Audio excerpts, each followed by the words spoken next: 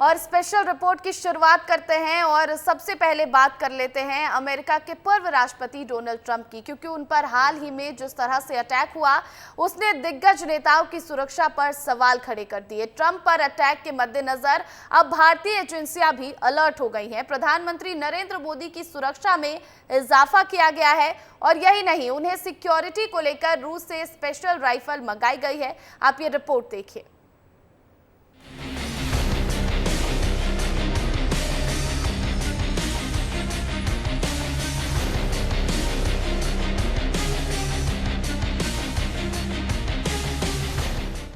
जब सियासत में विरोध की भाषा हिंसा के शब्दों का रूप लेने लग जाए, तब सियासत में सुरक्षा की गुंजाइश नहीं बचती।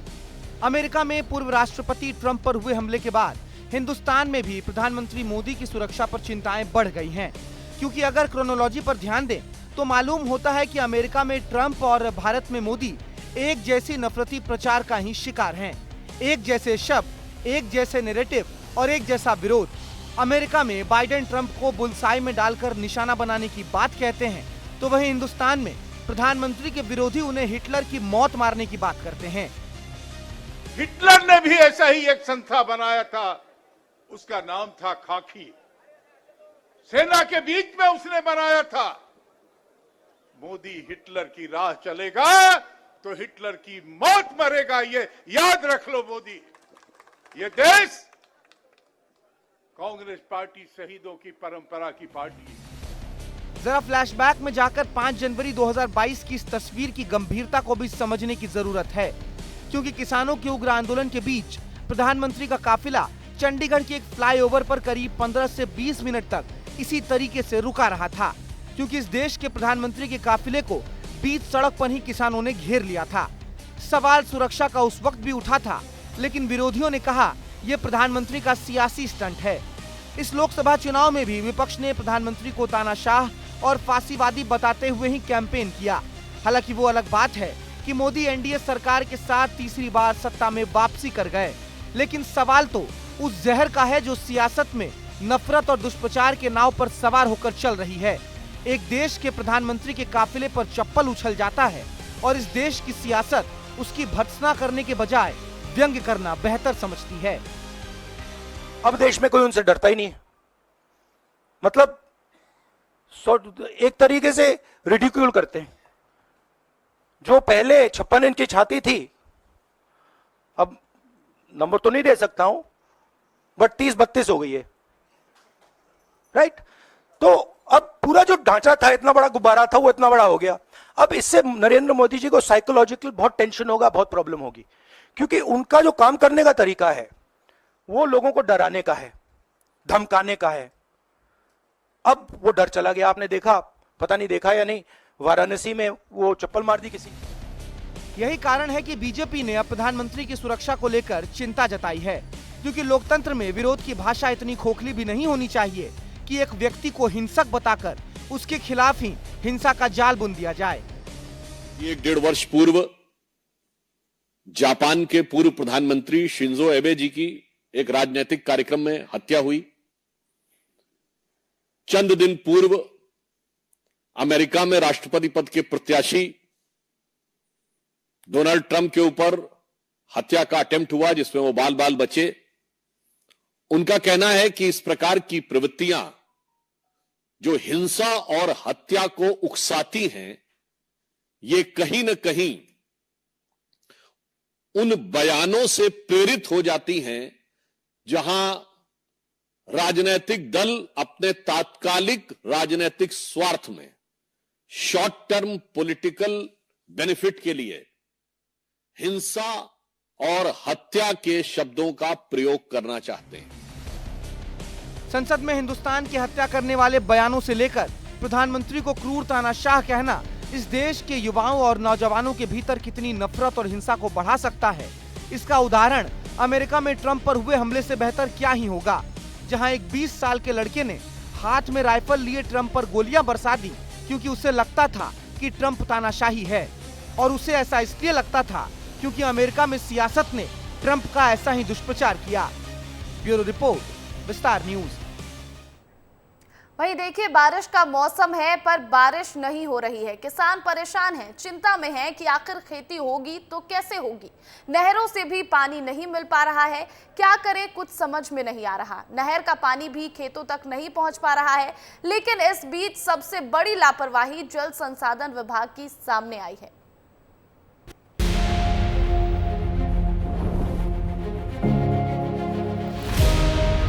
अब देखिए, खेती अधूरा पड़ा है, पूरा हो नहीं पाया है। किसान को कौन सुना थे? सरकार सुने थे यार। हैं? सुनती तो हमारी खेती बाड़ी मरती थी से फसल मन। ये घुनघुट्टा डैम है, जहां के नहरों से किसानों को हर साल बरसात में सिंचाई के लिए पानी दिया जाता है। लेकिन इस बार जब किसानों को सबसे ज्यादा जरूरत है तो यहाँ पानी ही नहीं मिल पा रहा, क्योंकि ठीक से बारिश नहीं हो रही और धान के लिए पानी चाहिए। अन्नदाता आखिर क्यों परेशान है इस मौसम में, जब ये बारिश का मौसम है? क्योंकि पानी आसमान से बरस नहीं रहा है, इंद्रदेव नाराज हो चुके हैं। लेकिन अधिकारी और जिम्मेदार अफसर भी शायद लापरवाह हैं। यही वजह है कि ये जो नहर है देखिए पूरा सूखा पड़ा हुआ है। और किसान भी हमारे साथ हैं, इनसे भी हम बात करेंगे। बताइए दादा, पानी का क्या परेशानी है? बहुत परेशानी है भाई, एक बूंद पानी नहीं आ रहा है नहर में। अच्छा, हाँ, ऊपर से भी नहीं बरस रहा है। ऊपर से भी नहीं बरस रहा है, पानी भी नहीं है नहर। पानी भी नहीं है, नहर में भी नहीं है, खेत में भी नहीं है। आप बताइए, इतना इसको ढो के आ रहे हैं, पूरा नांगर हल वल पूरा, कैसे खेती होगा इसे में? अरे अब का समस्या है बहुत है, ऐसे में नहर अब फूट गई, इसकी का करी भाई पते नहीं। तो अधिकारी मला साहब मला कुछ कही है? हाँ जी, कहब तबे तो बनी। का कहना है अधिकारी मला? भाई नहर देखा तनिक पानी उनी दा तबे तो बनी, नहीं तो खेती बाड़ी हुरा रे पड़ जाही, झूरा हो जाएगी ना, तो सूख जाए पूरा, कहाँ से खेती बाड़ी होगी। तो ये देखिए, इनका कहना है कि खेती सूख जाएगा क्योंकि बारिश नहीं हो रहा है, और बारिश नहीं हो रहा है तो नहर भी पूरी तरीके से सूख गया है, क्योंकि नहर का मरम्मत नहीं हुआ है, नहर जगह जगह फूट गया है। ये घुनघुट्टा डैम का नहर है कि छोटी नहर है, और इससे कई गाँवों के किसानों को सिंचाई के लिए पानी मिलता है। लेकिन इस साल बिल्कुल भी पानी नहीं बरस रहा है और नहरें सूखी हैं। घुनघुट्टा डैम की नहरों की मरम्मत में हर साल करोड़ों रुपए खर्च किए जाते हैं, लेकिन अधिकारी ना तो अपने काम के प्रति ईमानदार हैं और ना ही किसानों के लिए जवाबदार हैं। बस खाना पूर्ति से काम चल रहा है। जैसे ही बारिश शुरू होती है, नहरों से पानी लीकेज शुरू हो जाता है। गांव के लोग पानी के लिए मुंह ताकते नजर आते हैं। पानी तो अभी नहर में नहीं आ रहा है, फूट गया है नहर, तो थोड़ा रोपा लगाने में परेशानी हो रहा है। बारिश तो आप देख ही रहे हैं, बारिश हो नहीं रही है। पानी तो साहब नहर फूट गया बोल रहे हैं। तो क्या स्थिति है अभी? अब देखिए, खेती अधूरा पड़ा है, पूरा हो नहीं पाया है। पानी भी बंद है, नहर टूट गया है, तो अब ऐसे में कैसे होगा? ऊपर से भी पानी नहीं आ रहा है। तो धान का खेती हो पाएगा ऐसा हालत में? अब पता नहीं, तो अब बारिश भी नहीं हो रहा है। अब नहर को मरम्मत होगा तभी पानी आएगा। पानी अब देख ही रहे हैं, ऊपर से तो आ नहीं रहा है, और नहर भी यहाँ का फूट गया है। अब परेशानी तो बहुत है। जब जल संसाधन विभाग के रवैये से किसान इस कदर परेशान हैं, आत्महत्या तक की बात कर रहे हैं। कह रहे हैं कि खेती नहीं हुई तो कर्ज कैसे चुकाऊंगा, मर जाऊंगा। अब ऐसा नहीं कि उनके फांसी लगा के ना बताए जाइए। मान के चलो 40,000 हूँ बिहन ले हन, फिर हम खातू बिहन कर्जा में है सब। हाँ, तो इसे केसीसी मिले हैं, कर्जा है। हाँ। दरअसल इस साल अब तक सरगुजा में औसत से 60% कम बारिश हुई है। ऐसे में सरगुजा जिले के कई इलाकों में सूखे का डर सताने लगा है। किसानों के खेत में दरार पड़ने लगी है, धान की रोपाई भी पिछड़ने लगी है। पिछले दिनों कृषि मंत्री रामविचार नेताम ने भी कहा था कि इंद्रदेव नाराज हो गए हैं। अभी थोड़ी बारिश कम है, इसकी वजह से स्वाभाविक है कि किसान थोड़ा चिंतित है। कुछ उम्मीद करते हैं कि जल्दी भगवान की कृपा हो जाए, बारिश ठीक ठाक हो जाए, तो समान तरीके से खेती किसानी के काम चालू हो जाएगा। लेकिन जल संसाधन विभाग के अधिकारी फिर कह रहे हैं कि नहरों की मरम्मत का काम शुरू कर दिया गया है, लेकिन इस सवाल का जवाब नहीं है कि अब तक क्या कर रहे थे। पानी देखिए, दोनों जो नहरें हैं एलबीसी और आरबीसी, ये दोनों जो है, जो इनका जो अंतिम छोर है, टेल एंड जो है, टेल एंड तक इनका पानी जो है इसी साल जो है चलाया गया है। मतलब मरम्मत करवा रहे हैं वहाँ पर, जहाँ फूट गया था उसको बंधवा रहे हैं, आज वो बन जाएगा। तो आरबीसी का पूरा पानी अंत तक जो है पहुँच जाएगा एक दिन के अंदर। अभी भी चल रहा है, बीच में जो है 26 किलोमीटर तक पानी जा ही रहा है, उसकी तमाम माइनरों में पानी जा रहा है। बेवक्त सोना और बेवक्त जागना ये सरकारी सिस्टम का हिस्सा बन चुका है और अब किसानों के लिए तो हम दुआ कर सकते हैं कि इंद्रदेव मेहरबान हो।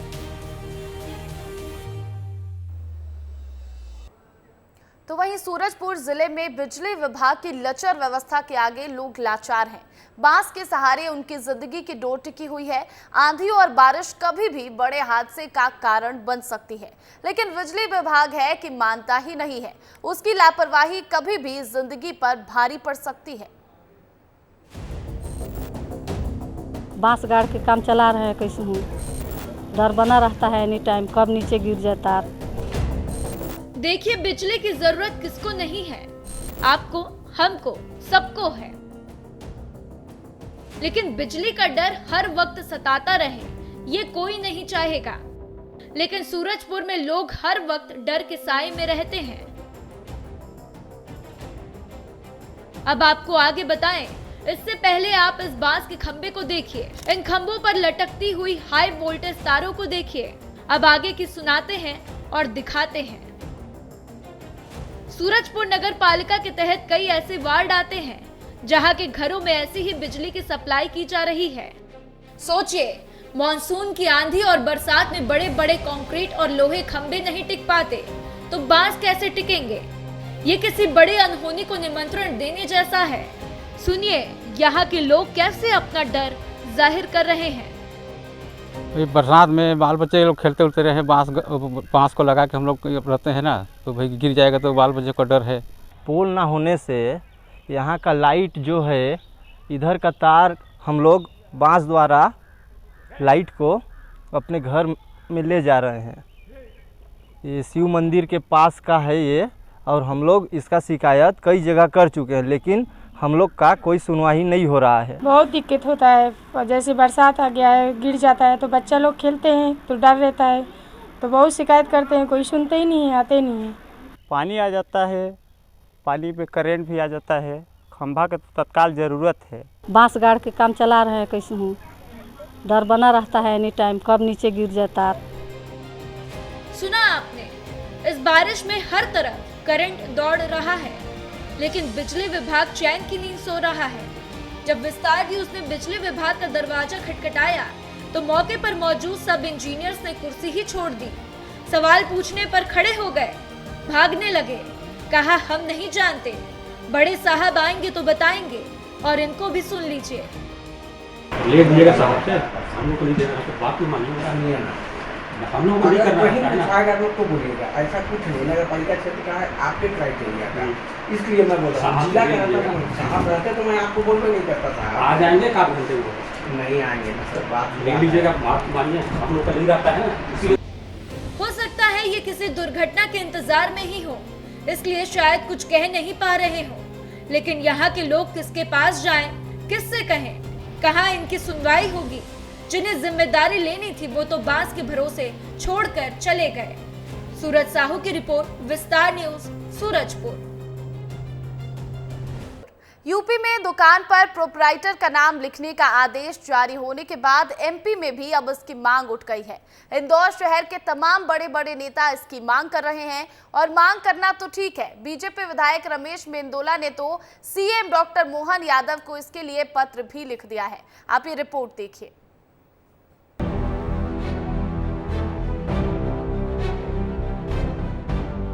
यूपी और उत्तराखंड के फैसलों का असर अब मध्य प्रदेश में भी दिखने लगा है। ये मांग है कि दुकानदार की पहचान का फरमान जारी किया जाए। दरअसल सावन के पवित्र महीने में देश में लाखों की तादाद में कांवड़िए कांवड़ उठाकर शिवालयों की ओर निकल पड़ते हैं। कांवड़ यात्राएं कई दिनों तक भी चलती हैं। मांग की जा रही है कि खान पान की सतर्कता को देखते हुए दुकानदार दुकान के सामने अपनी पहचान लिखें। इसके लिए बीजेपी विधायक रमेश मेंदोला ने सीएम डॉक्टर मोहन यादव को पत्र लिखा है। विधायक मेंदोला का पत्र सामने आते ही दूसरे विधायकों में भी इसे सही ठहराने की होड़ लग गई। यूपी वाला फॉर्मूला एमपी में भी लागू करने की मांग अब उठने लगी है। आपको क्या लगता है एमपी में लेकर? मैं यूपी के मुख्यमंत्री से सहमत हूँ, योगी जी से। आइडेंटिटी होना बहुत ज़रूरी है।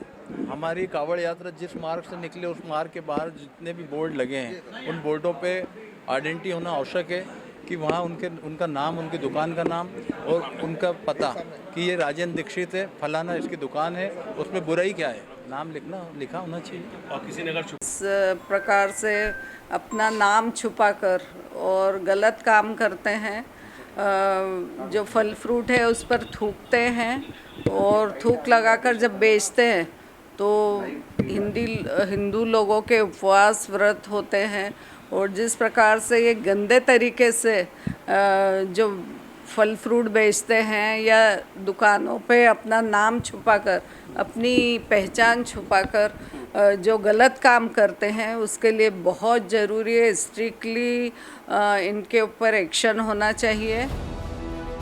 उधर इंदौर महापौर पुष्यमित्र भार्गव का कहना है कि दुकान पर स्वामी का नाम लिखने का नियम है, लेकिन इसे पूरे मध्य प्रदेश में अनिवार्य किया जाता है तो ये बहुत अच्छी पहल होगी। वैसे भी नियमों में यह है कि प्रोपराइटर का नाम आपको बोर्ड पर लिखना ही पड़ता है और अगर कहीं कोई लोग नहीं लिख रहे हैं तो उनको लिखना चाहिए और उन्होंने ये मांग की है और अगर मध्य प्रदेश में इसको लेकर कुछ लिखित नियम नहीं है तो वो बनेंगे तो अच्छा है। इंदौर के एक ओर उज्जैन में महाकाल तो दूसरी ओर ओंकारेश्वर ज्योतिर्लिंग स्थित है। दोनों ही ज्योतिर्लिंगों पर पवित्र नदियों का जल चढ़ाने के लिए लाखों की संख्या में कांवड़िये दूर दूर से आते हैं। कांवड़ यात्रा के दौरान अधिकतर का उपवास होता है। ऐसे में कांवड़ियों के खान पान में एहतियात बरतने के उद्देश्य से ये बड़ी मांग उठाई जा रही है। विस्तार न्यूज के लिए इंदौर से पुनीत विजयवर्गीय की रिपोर्ट। तो वहीं टाइगर प्रेमियों के लिए खुशखबरी है। मध्य प्रदेश के टाइगर रिजर्व में अगले पर्यटन सत्र में पर्यटकों के लिए रोमांच को दोगुना करने की तैयारी की जा रही है। आखिर क्या है ये खास तैयारी, आप इस रिपोर्ट में देखिए। मध्य प्रदेश के उमरिया जिले में स्थित बांधवगढ़ टाइगर रिजर्व में फुल डे सफारी योजना शुरू होने वाली है। इसके लिए तैयारियां भी जोरों शोरों पर शुरू हो चुकी हैं, जो अगले 17 अक्टूबर से आरंभ होने वाले पर्यटकों के रोमांच को दोगुना कर देंगी। इसके साथ ही पर्यटक सुबह जंगल में प्रवेश कर शाम को बाहर आएंगे। सफारी का शुल्क अलग होगा और भोजन पानी की व्यवस्था स्थानीय लोगों की मदद से की जाएगी। टूरिज्म को लेकर जो बफर क्षेत्र है हमारा मानपुर में शुरुआत की थी उसको ओपन करने की, लेकिन उस समय उस तरफ में कोई रिसोर्ट्स नहीं है और लोगों के वहाँ रुकने की सुविधाएं, अन्य फैसिलिटीज़ नहीं है। इस कारण वहाँ तक इतना लंबा आदमी पहुंच नहीं पाता है। तो अभी हम उसमें कुछ सुविधाएं उपलब्ध करा करके और लोकल लोगों को उसमें रोजगार मिले ऐसी हम व्यवस्थाएं कर रहे हैं, ताकि वहाँ पर कुछ लोगों को हम गाइड का ट्रेनिंग दें, कुछ लोगों को सेल्फ हेल्प ग्रुप के माध्यम से वहाँ पर कुछ खाने पीने की चीज़ें यदि व्यवस्था हो सके। ऐसा नहीं है कि अभी टाइगर रिजर्व में फुल डे सफारी नहीं हो रही है। अभी भी टाइगर रिजर्व के कोर जोन में फुल डे सफारी कराई जाती है, पर इसका स्वरूप अलग है। इसके लिए भोपाल से विशेष अनुमति लेनी होती है और इसका शुल्क भी प्रतिदिन के हिसाब से बहुत ज्यादा होता है। दरअसल इस तरह की अनुमति चैनल डॉक्यूमेंट्री फिल्म की शूटिंग और शोध अधिकारियों के लिए दी जाती है। उसमें भी हम बात करेंगे, जो भी न्यूनतम उनके जो रेट्स होते हैं, जो भी खाने के और नाश्ते के, चाय के जो रेट्स न्यूनतम होंगे उनके वो रेट्स वो तो लोकल ही अपना रेट दाम तय करेंगे मार्केट रेट के हिसाब से। फुल डे सफारी मतलब पर्यटक सुबह जंगल में प्रवेश करेंगे और शाम को बाहर आएंगे, यानी डबल मजा। इसकी तैयारी भी जोरों पर है। दरअसल कुछ घंटे की सफारी में पर्यटक संतुष्ट नहीं हो पाते, ऐसे में उनके लिए फुल डे सफारी किसी तोहफे से कम नहीं है। विस्तार न्यूज के लिए उमरिया से चंदन श्रीवास की रिपोर्ट। आने वाली 22 जुलाई यानी कि कल से सावन की शुरुआत होने जा रही है। ऐसे में भगवान भोलेनाथ के भक्त लाखों की संख्या में उज्जैन बाबा भोलेनाथ के दर्शन के लिए जरूर पहुंचेंगे और बताया जा रहा है कि 50 लाख श्रद्धालुओं के उज्जैन आने की संभावना है। ऐसे में श्रद्धालुओं की सुरक्षा एक बहुत बड़ी चुनौती है, जिसके लिए अभी से पुलिस सुरक्षा की तैयारियों में लग गई है। 5 ड्रोन कैमरे से लगातार निगरानी रखी जाएगी और पूरे मार्ग में 2000 पुलिसकर्मी को तैनात किया जाएगा। उज्जैन में क्या कुछ खास तैयारी है, आप इन तस्वीरों में देखिए। 5 ड्रोन कैमरे हम लोगों ने पूरे सवारी मार्ग में डिप्लॉय किए हैं, जो आज से ही पूरा असेसमेंट करना चालू कर देंगे। साथ ही जो हमारी एसबी और डीएसबी की शाखाएं हैं, वो जो संदिग्ध लोग हैं उनकी चेकिंग ऑलरेडी प्रारंभ कर दी गई है। ये लगातार प्रक्रिया जारी रहेगी। श्रावण का महीना 22 तारीख से प्रारंभ हो रहा है और 22 तारीख को ही बाबा महाकाल की पहली सवारी निकलेगी। इस बार कुल 7 सवारियां निकलने वाली है, जिसको लेकर के पर्याप्त पुलिस व्यवस्था, क्राउड मैनेजमेंट के लिए बैरिकेडिंग की व्यवस्था और पूरे रास्ते को रिपेयर करने की प्रॉपर व्यवस्था की गई है। इस दौरान में मंदिर में भी जो है बड़ी अधिक संख्या में लोग आते हैं, तो मंदिर में भी हमारा प्रयास रहेगा कि 1 घंटे के अंदर सभी लोग जो आ रहे हैं उनको दर्शन कराया जा सके। जिला प्रशासन की बात करें, पुलिस प्रशासन की बात करें, तो दोनों ही चाक चौबंद व्यवस्थाओं की बात कर रहे हैं। जिला प्रशासन की बात करें तो तमाम अधिकारियों को दिशा निर्देश दिए गए हैं कि पूरे सवारी मार्ग पर विद्युत सजा, सड़कों का निर्माण, गड्ढे भरे जाएं, उसकी तैयारियां जोरों शोरों से कर ली गई हैं। और पुलिस प्रशासन की बात करें तो 2000 से भी ज़्यादा पूरे सवारी मार्ग महाकाल मंदिर क्षेत्र में 2000 पुलिसकर्मी पूरे तैनात रहेंगे। जो बड़ी बड़ी छतें हैं वहाँ पर भी पुलिसकर्मियों को दूरबीन के माध्यम से निगरानी रखी जाएगी। कोई असामाजिक तत्व तो उसमें नहीं घुस रहा है। और 5 बड़े ड्रोन से पूरे सवारी मार्ग को चाक चौबंद तरीके से सीसीटीवी कैमरे के माध्यम से निगरानी रखी जाएगी। मैं सिंह ठाकुर के साथ संतोष कृष्णानी, विस्तार न्यूज़, उज्जैन।